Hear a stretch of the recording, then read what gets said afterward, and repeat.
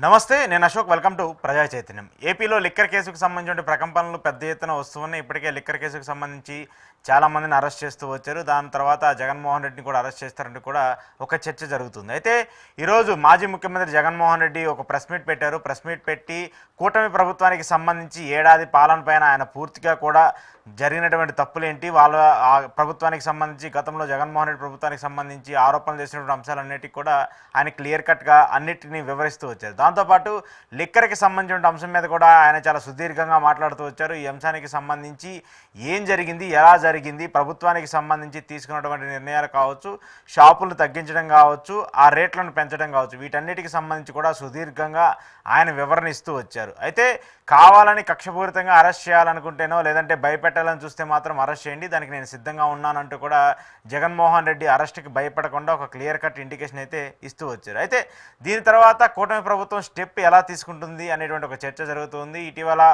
లోకేష్ మోదీతో భేటీ కావడం, అలాగే ఈరోజు చంద్రబాబు నాయుడు గారు అమిత్ షాని కలుస్తారని చెప్పేసి ఒక చర్చ జరుగుతున్నటువంటి నేపథ్యంలో, అమిత్ షా అపాయింట్మెంట్ కోరినటువంటి నేపథ్యంలో జగన్మోహన్ రెడ్డి అరెస్ట్ ఉంటుందంటూ కూడా మరొక వైపు ఆరోపణలు వస్తూ ఉన్నాయి. అయితే రెండు స్వరాలుగా టీడీపీలో నేతలు మాట్లాడుతున్నారు. ఒకళ్ళేమో అరెస్ట్ చేస్తారని చెప్తుంటే మరికొందరు మాత్రం జగన్ అరెస్ట్ చేస్తే మళ్ళీ టీడీపీకే నష్టం అనేటువంటి ఒక చర్చలు అయితే జరుగుతున్నాయి. ఈ అంశానికి సంబంధించి ఈరోజు మాజీ ముఖ్యమంత్రి జగన్మోహన్ రెడ్డి మాట్లాడినటువంటి ప్రెస్ మీట్కి సంబంధించిన వివరాల మీద ఈరోజు ఇంటర్వ్యూలో మాట్లాడదాం. ఇంటర్వ్యూలో నాతో పాటు పార్టిసిపేట్ చేస్తున్నారు పొలిటికల్ అనలిస్ట్ పురుషోత్తం రెడ్డి గారు. పురుషోత్తం రెడ్డి గారు నమస్తే.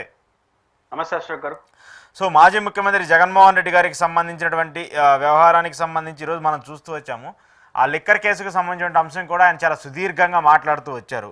ఆ వివరణ చూసినప్పుడు మీకు ఎలా అనిపించింది? ఆయన మాట్లాడిన దాంట్లో వ్యాలిడిటీ కావచ్చు, ఆ అరెస్ట్కి సంబంధించి ఆయన ఇచ్చినటువంటి రెస్పాన్స్ కావచ్చు, ఎలా చూడాలి? ఈరోజు ప్రెస్ కాన్ఫరెన్స్ చూసిన తర్వాత రెండు అంశాలు అర్థమవుతాయి. ఒకటి, జగన్మోహన్ రెడ్డి గారు అధికార పార్టీ లిక్కర్ కేసు చుట్టూ ఏదైతే రాజకీయ వ్యూహాత్మకంగా వెళ్తుందో, అరెస్ట్ అవుతారా, కేసు ఏమవుతుంది, జైల్లో ఉంటారా అనే దానికన్నా దీని చుట్టూ జరుగుతున్న చర్చ, వాడు అరెస్ట్ చేస్తారని చెప్పి ఆ వైపు ప్రచారం జరగడం, అరెస్ట్ అన్యాయం, ఇది రాజకీయ కక్ష అని వీళ్ళు మాట్లాడడంతో వ్యూహాత్మకంగా అసలు విషయాలు పక్కకు పోతాయి. అందులో జగన్మోహన్ రెడ్డి గారు ఈ రోజు సుదీర్ఘ ప్రెస్ కాన్ఫరెన్స్ ద్వారా అధికార పార్టీ ఏదైతే లిక్కర్ కేసులో వ్యూహాత్మకంగా ఒక తన వైపు తిప్పుకోవడానికి ట్రై చేస్తుందో దాని నుంచి బయటపడడానికి ట్రై చేశాడు ఫస్ట్ టైం. అంటే మీ ఆరోపణల మీవే, మా సమాధానం మాదే, మా ఆరోపణలు వేరే ఉన్నాయి మీ పైన అని చెప్పడం ద్వారా మీరు క్వశ్చన్కి నా ఆన్సర్ మాత్రమే కాదు, ఒక ఎదురు క్వశ్చన్ కూడా వేయడు. అప్పుడు ఏమవుతుందంటే క్వశ్చన్ టు క్వశ్చన్ వచ్చినప్పుడు ప్రజలు రెండు అర్థం చేసుకుంటారు. కాబట్టి అధికార పార్టీ వ్యూహంలో చిక్కుకొని దాని చుట్టూనే మాట్లాడకుండా ఆ వ్యూహం నుంచి కాస్త బయటకు వచ్చి ప్రతి వ్యూహం అనడం, తను రాజకీయంగా ఇంకొక స్టెప్ ముందుకేసే ప్రయత్నం ఒకటి నాకు క్లియరిటీ కనపడింది. రెండోది, జగన్మోహన్ రెడ్డి గారు చేసినటువంటి తీవ్ర అలిగేషన్స్, వారు అధికారికంగా ప్రభుత్వ పెద్దలు కానీ లేదా మీడియా సంస్థలు కానీ జగన్ గారు ఆనాడు ప్రభుత్వం లిక్కర్లో చేయకూడదు చేసేసింది, దీంట్లో పెద్ద ఎత్తున లబ్ధి పొందినారు, అది జగన్ గారికి అందిందని పెద్ద ఎత్తున ప్రచారం చేశారు.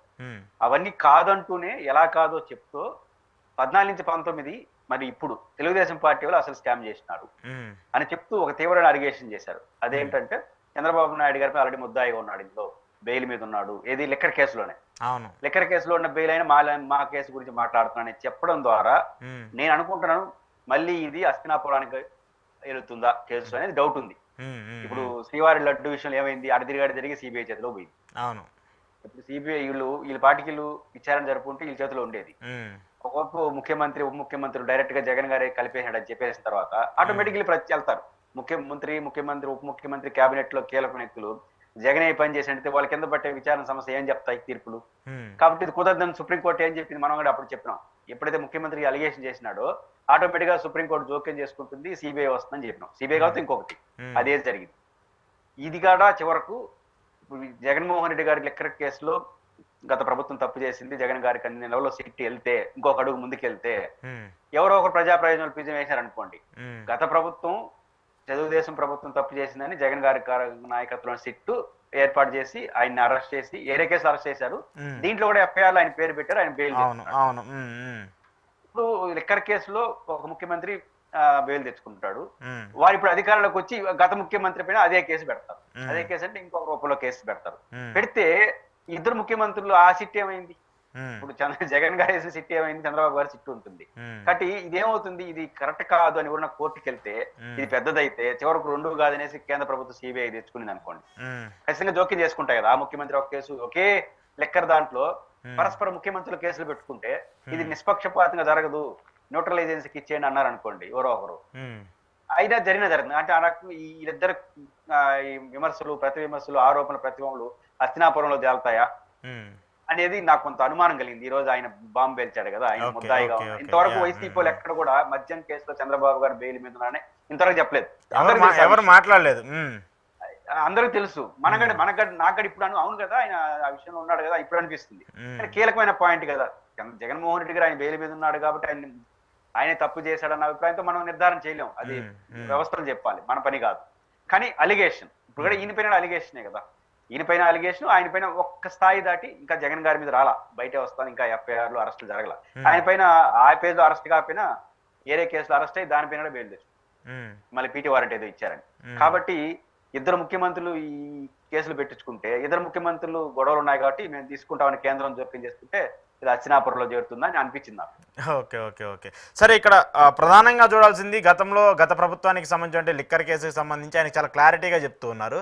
దాంతోపాటు ఈ విషయానికి సంబంధించి చుట్టూరు ఉన్నటువంటి వ్యక్తులకు సంబంధించి వాళ్ళు ఉన్నది వేరే దానికి సంబంధించి అసలు లిక్కర్కి దానికి సంబంధించి ఏముంటుంది, రాజ్ కసిరెడ్డి కావచ్చు, ధనంజయ రెడ్డి కావచ్చు, అలాగే ఓఎస్డి కృష్ణమోహన్ రెడ్డికి సంబంధించి కావచ్చు, ఈవెన్ విజయసాయి రెడ్డికి సంబంధించిన అంశాన్ని కూడా జగన్మోహన్ రెడ్డి ఫస్ట్ టైం చాలా క్లియర్ కట్గా ఒక్కోదాన్ని వివరిస్తూ పూర్తిగా మాట్లాడుకుంటూ వచ్చారు. విజయసాయి రెడ్డి గారు సంబంధించి ఆయన ఈ లీడ్ ఎక్కడైతే ఇచ్చారో లిక్కర్ కేసుకు సంబంధించి ఫస్ట్ విచారణకి వెళ్ళినప్పుడు ఆయన మాట్లాడినటువంటి మాటలు కావచ్చు, లిక్కర్ కేసులో ఎవరెవరు ఉన్నారో నాకు తెలుసు, వాళ్ళందరినీ కూడా నేను బయట పెడతాను, వాళ్ళందరి గురించి నేను మాట్లాడతానని చెప్పేసి ఆయన చేసినటువంటి వ్యాఖ్యలకు ఈరోజు డైరెక్ట్గా జగన్మోహన్ రెడ్డి గారు ఒక కౌంటర్ ఇచ్చినట్టు చూడొచ్చా? బేసిక్ గా చర్చ నడుస్తుంది. ఎక్కడైనా ముఖ్యమంత్రి ఆ స్థాయి వ్యక్తిని అరెస్ట్ చేయాలన్నా, విచారణను పిలవాలన్నా సాంకేతిక పరమైన ఆధారాలు ఉండాలి.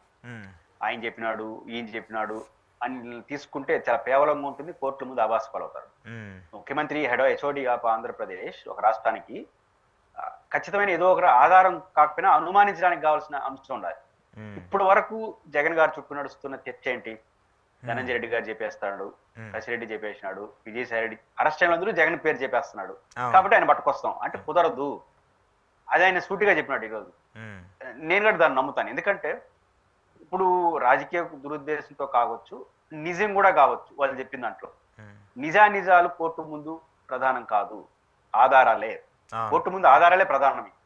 ఇప్పుడు ఆధారం ఏంటి, జగన్మోహన్ రెడ్డి గారి పరిపాలనలో లిక్కర్ పాలసీలో తీసుకొచ్చిన పాలసీ కన్నా ఇంప్లిమెంటేషన్ లో వీరు ప్రభుత్వానికి రావాల్సిన ఆదాయాన్ని గండిగొట్టి ఈ సిండికేట్లుగా మారిపోయి వాళ్ళకి కావాల్సిన బ్రాండ్లు అమ్ముకొని దాంట్లో వచ్చిన పెద్ద ఎత్తున ధనాన్ని జగన్మోహన్ రెడ్డి గారికి అందినాయి.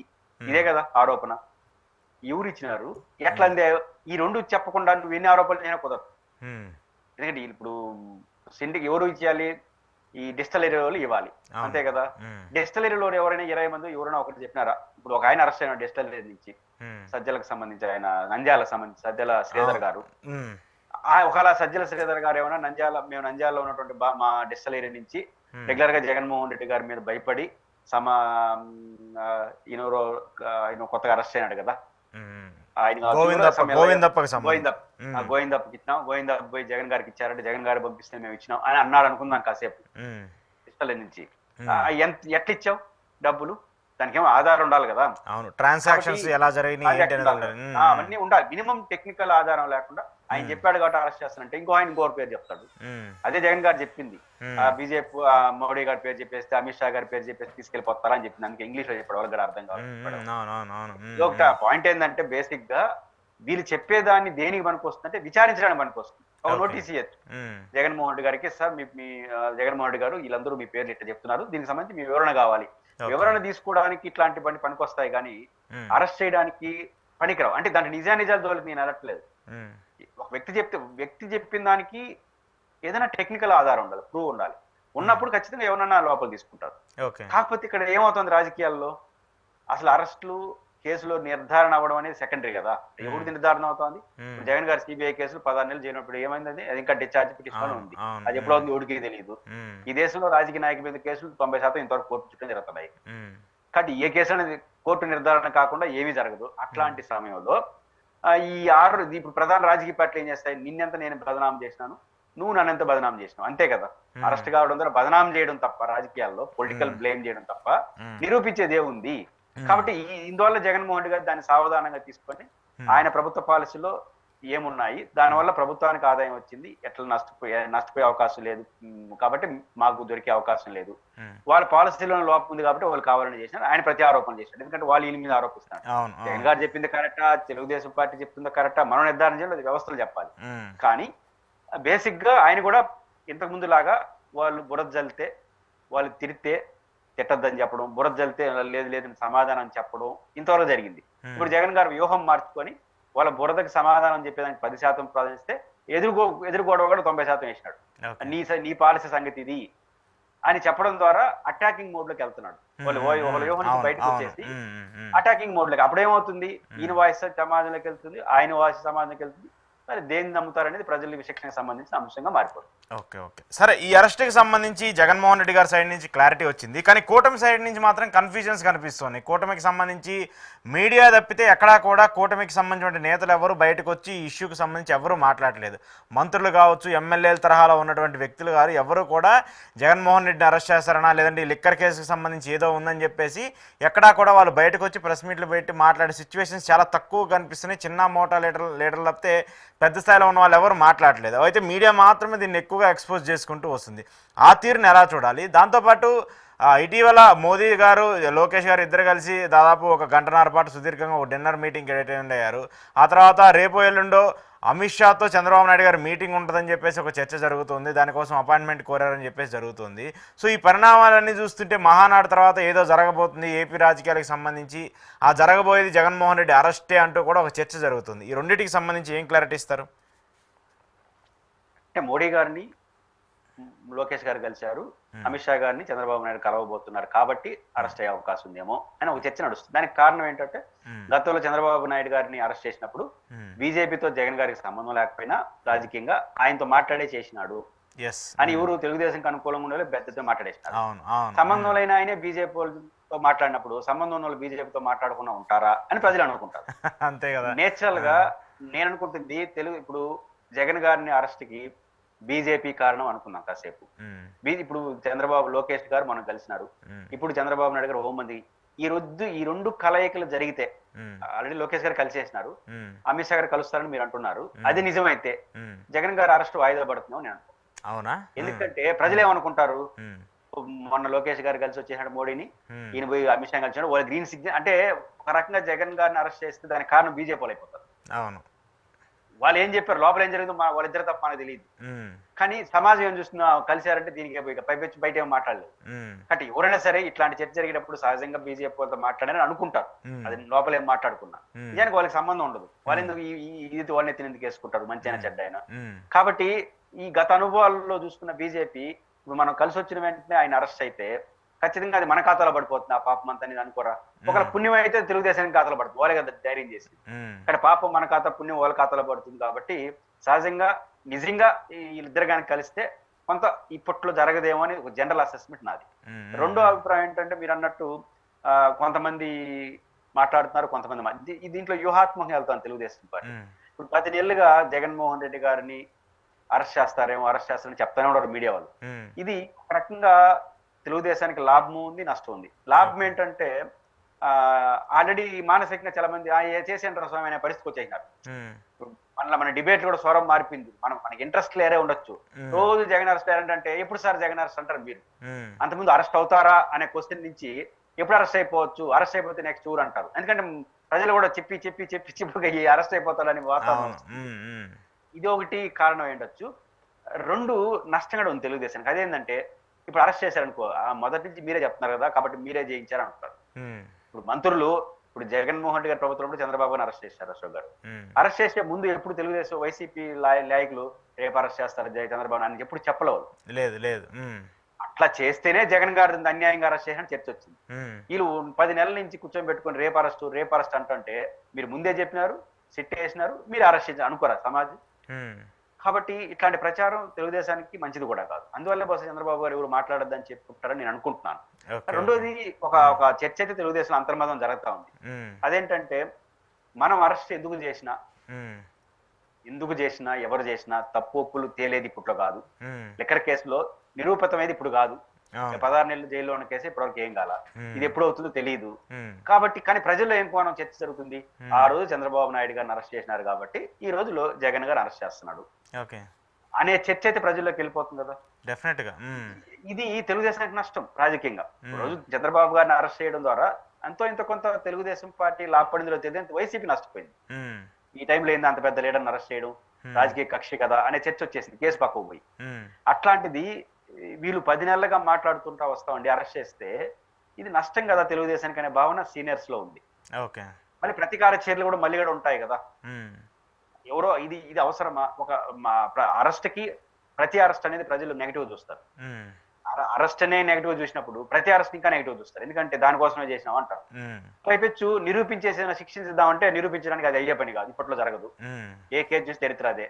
కాబట్టి నిరూపిత కాని కేసు అరెస్ట్ అయితే అవుతుంది కాబట్టి తెలుగుదేశం ఈ రెండు చర్చ నడుస్తుంది. ఉమ్, ఒక సెక్షన్ ఆఫ్ పీపుల్ వద్దు అనుకుంటారు, అంటే జగన్ గారి మీద ప్రేమతో కాదు, వారి మీద ప్రేమతో. ఉమ్, ఇంకొక సెక్షన్ ఆఫ్ పీపుల్ ఏం చేస్తే తప్పేంది, వాళ్ళు చేయలేదా అనే ధోరణితో ఉన్నారు. ఓకే. అందులో ఇంకో 4 ఏళ్ళు ఉంది కదా, ఇప్పుడు అరెస్ట్ చేస్తే ప్రజలు మడిచిపోతారనే భావన కూడా ఉంది. ఉమ్, కానీ ప్రజల్లో ఒక భావజాలం పడిపోతే అది తొందరగా మరవరు. కాబట్టి డెఫినెట్ గా. తెలుగుదేశం ఈ 2 కోణాలు నడుస్తుంది. మరి ఏ కోణం అప్పర్యాన్ని తీసుకుంటుంది, ఏ అంశాలు తోడవుతాయి అనేది ఇంకొంతకాలం పోయిన తర్వాత తెలుస్తుంది. ఓకే. ఓకే. కంక్లూడ్ చేస్తూ చివరగా ఏడాది పాలనకి సంబంధించి చాలా సర్వే రిపోర్ట్స్ వస్తూ ఉన్నాయి. కూటమికి సంబంధించి ఏడాది కూడా పూర్తి కాబోతుంది, పూర్తి అయిపోయింది. వాళ్ళు రేపు 4వ తారీఖు కూడా దీనికి సంబంధించి కూడా చేస్తూ ఉన్నారు. కాబట్టి తాజాగా ఒక సర్వే ఇచ్చినటువంటి రిపోర్ట్లో దాదాపు 54 మంది ఎమ్మెల్యేలకు సంబంధించిన తీరు ఈ ఏడాది అంటే 6 monthsలోనే చాలా దారుణంగా ఉందని చెప్పేసి ఎమ్మెల్యేలకు సంబంధించిన పనితీరు వస్తుంది. దాంట్లో ఇంక్లూడింగ్ డిప్యూటీ సీఎం ఉన్నటువంటి పవన్ కళ్యాణ్ గారికి సంబంధించిన పిఠాపురం నియోజకవర్గంలో కూడా చాలా ఇబ్బందికర పరిస్థితులు ఉన్నాయి. ఎవరు కూడా హ్యాపీగా లేరు. ఈవెన్ బేసిస్ ఏడాదిలో ఏదో చేయాలనుకున్నటువంటి పనులు కూడా చేయలేకపోయారనేటువంటి ఒక చర్చ జరుగుతుంది. సో ఈ ఎమ్మెల్యేల పనితీరు పైన ఈ సర్వే రిపోర్టులు చాలా వస్తూ ఉంటాయి. కాబట్టి మీ వ్యూ ప్రకారం ఎలా అనిపిస్తుంది? మీరు కూడా తిరుపతికి సంబంధించి, రాయలసీమకి సంబంధించి చాలా క్రూషియల్ రోల్ ప్లే చేస్తూ ఉంటారు. అక్కడ పరిణామాలు కూడా మీరు బాగా అబ్జర్వ్ చేస్తారు కదా, మీకు ఎలా అనిపిస్తుంది? 2-3 అంశాలు అశోకర్. ఒకటి, ఈ సర్వే రిపోర్ట్ ఫస్ట్ నేను నమ్మను. వాళ్ళు అవుట్ ఆఫ్ 175 చేసినారా, ర్యామ్డమ్ గా చేసారో తెలియదు. 175 చేస్తే 50 మీద వ్యతిరేకత ఉంటే తెలుగుదేశం బాగున్నట్టే లెక్క, అంతే కదా, 125 బాగున్నట్టే కదా. కాబట్టి ఇది నెగిటివ్ ఎట్ అవుతుంది. నేనైతే దాన్ని నమ్మను ఆ సర్వే రిపోర్ట్. ఫస్ట్ పాయింట్ ఏంటంటే, రెండో పాయింట్ ఏంటంటే ఎమ్మెల్యేల పనితీరు ఆధారంగా ప్రజలు స్పందించరు. ప్రభుత్వ ఆధారంగా 70%, 80% స్పందిస్తారు. 20-30% ఎమ్మెల్యేల పనితీరు చూస్తారు. ఇప్పుడు ఎమ్మెల్యే పనితీరు ఏముంది, వాళ్ళు వ్యవహరించే తీరు ఉంటుంది. కానీ ప్రధానంగా నాకు పెన్షన్ రావాలి, నా విద్యుత్ ఛార్జీలు, ఇవన్నీ ప్రభుత్వ పాలసీ, ఎమ్మెల్యేతో ఏముంది. కాబట్టి ప్రభుత్వ పాలసీలే మేజర్ రోల్ పోషిస్తాయి. ఇది ఫస్ట్ పాయింట్. నేను అనుకుంటుంది ఈ ప్రభుత్వం చెప్పుకోదగ్గ వ్యతిరేకతను ఓడిపోతుంది అని అనడం అనేది ఈ దశలో కరెక్ట్ కాదు. ఒక తెచ్చుకోకూడని వ్యతిరేకతను అనవసరంగా తెచ్చుకునిందని మాత్రం చెప్పగలను. 1 yearకే ఇది మంచిది కాదు. ఆ ప్రభుత్వం ఇప్పటికైనా ఎందుకంటున్నానంటే 1 day ప్రజలు వ్యతిరేకించేవాడు, ఓడించే ధోరణికి రారు.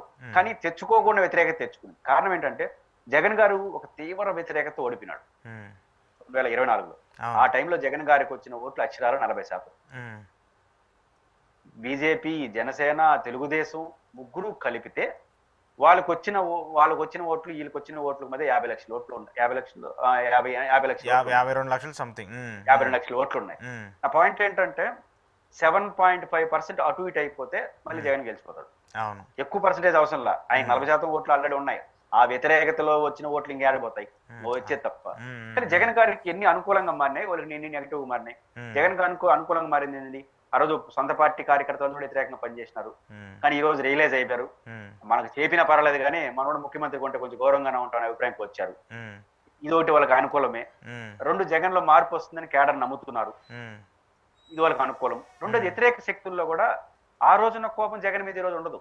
24లో ఓడించేయడంతో ఆయన మీద కోపం పోయింది. ఇంకా ఏ సెక్షన్ పీపుల్ అయినా ఓడించేశారు. ఇంకా అంతమంది రాజకీయాల కోపం అంటే ఓడించడమే కదా. కానీ ఆ కోపం అనుకూలంగా మారకపోవచ్చు, ఆ కోపం అయితే ఉంది. కానీ తెలుగుదేశం పార్టీకి ఎన్ని డిసడ్వాంటేజ్ స్టార్ట్ అయినాయి. జనసేన, బీజేపీ, తెలుగుదేశం కసిగా పనిచేసినాయి. ఎందుకు? జగన్ మళ్ళీ వస్తే మా పరిస్థితి ఏంటి, జగన్ మళ్ళీ వస్తే మమ్మల్ని ఇబ్బంది పెడతాడేమో అనే భయంతో వచ్చిన ధైర్యం చంద్రబాబు గారు అరెస్ట్ వల్ల చంద్రబాబు గారిని ఇప్పుడే అరెస్ట్ చేయాలంటే రెండోసారి గెలిస్తే మమ్మల్ని అసలు నిలబెడతాడా, ఉమ్, ఏంది మా పరిస్థితి అని ధైర్యంగా తెగించి పనిచేశారు తెలుగుదేశం కార్యకర్త. ఇప్పుడు ఆ భయం అయితే పోయిందిగా, మనమే అధికారంకి వచ్చాడు, జగన్ మీద భయం అయితే పోయింది. అవును. రెండోది వీళ్ళకున్న కసి పోయింది, Hmm. ప్రేమ రాకపోవచ్చు, కసి పోయింది. కాబట్టి ఆ తీవ్రత ఈ రోజు ఉండదు. ఓకే. అది నష్టమే కదా వీళ్ళకి. Hmm. రెండు, ఈ 1 year లో ఒకే ఒక కీలకమైన సంక్షేమ పథకం తప్ప ఉమ్, మరో 2 కీలకమైన సంక్షేమ పథకాలు ఇప్పటికీ అమలు చేయలేదు కదా. అవును. పెన్షన్స్ పేదలకు మినహాయిస్తే ఇచ్చే ఏమీ లేదు. పేదలకు ఇచ్చే పెన్షన్ తప్ప అమ్మఒడి గాని రైతు భరోసా ప్రజల్ని బాగా ప్రభావితం చేసింది. ప్రజలకు అవసరం రెండు అమలు కాలేదు.